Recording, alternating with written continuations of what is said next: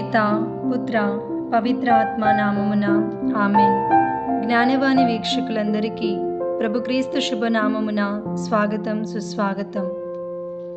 నేటి సమాజంలో పవిత్రత పట్ల ఆసక్తి పెద్దగా కనబడటం లేదనిపిస్తుంది. లౌకికం మితిమీరిపోతూ భౌతికం మనిషిని మభ్యపెడుతుంది.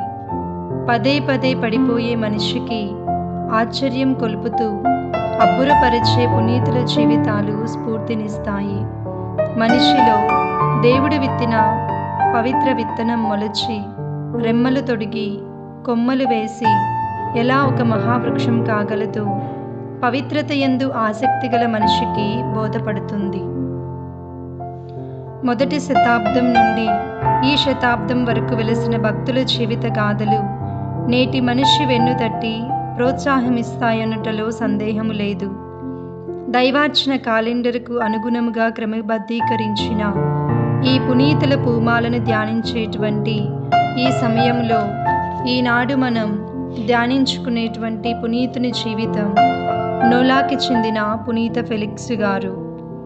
సర్వోన్నతుడు ప్రభువైన దేవుడు భూమిని తాకగానే అది కంపించును. ఆమోసు గ్రంథం 9వ అధ్యాయము 5వ వచనం.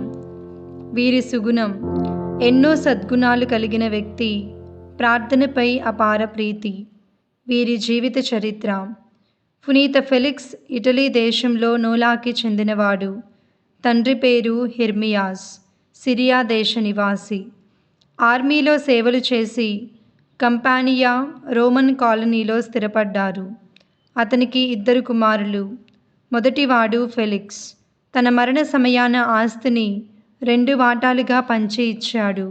అయితే చిన్నవాడు సైనిక వృత్తిని ఎన్నుకోగా ఫెలిక్స్ క్రీస్తు సేవ చేయుట నిర్ణయించుకొనెను.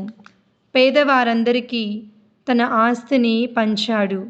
అతని సద్గుణాలను చూసిన మేత్రానులు మేక్సిముస్ గారు ఫెలిక్స్ను గురువుగా అభిషేకించెను.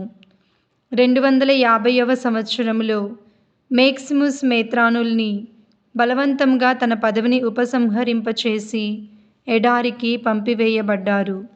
అక్కడి చక్రవర్తి డేసియుస్ మేక్సిముస్ లేని లోటును తీర్చుతున్న ఫెలిక్స్ను కూడా చెరసాలలో వేయించెను. ఒక రాత్రి ఫెలిక్స్నకు దేవదూత కలలో కనిపించి అధిక నిరాశకు గురైన మేక్సిముస్కు సహాయం చేయమని ఆదేశించెను. అద్భుతముగా తనను బంధించిన గొలుసులు తెగినవి. చెరసాల ద్వారములు తెరవబడినవి. ఆకలితో చలితో మూగవాణిలా ఉన్నటువంటి మేక్సిముస్ చెంతకు దేవదూతచే నడిపింపబడ్డారు. ఫెలిక్స్ కూడా ఏమి చేయలేని ఆ స్థితిలో ప్రార్థిస్తుండగా ఒక ద్రాక్ష పండ్ల గ్రుత్తి కనబడినది.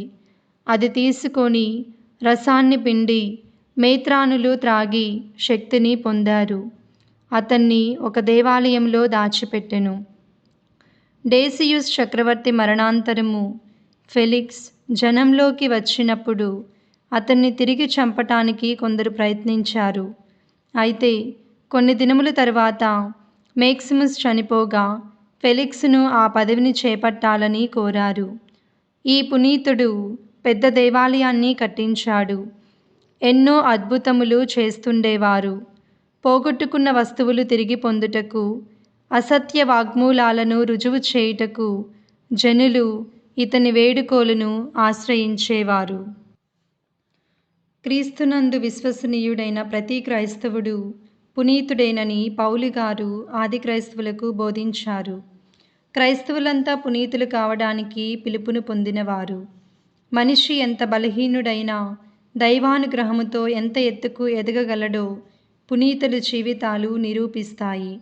కావున ఈనాడు మనం పునీత ఫెలిక్స్ గారి ప్రార్థనా సహాయాన్ని కోరుతూ ప్రభువుకు దగ్గరగా జీవించేటువంటి భాగ్యాన్ని మనకు దయచేయమని ప్రార్థించుకుందాం. ధ్యానాంశం: రక్తం చిందించటం మాత్రమే వేద సాక్షి మరణం కాదు, కానీ ప్రభువునకు విధేయుడై ఖచ్చితంగా సేవ చేసే ఆత్మకు కూడా అనుదినం వేద సాక్షి మరణం.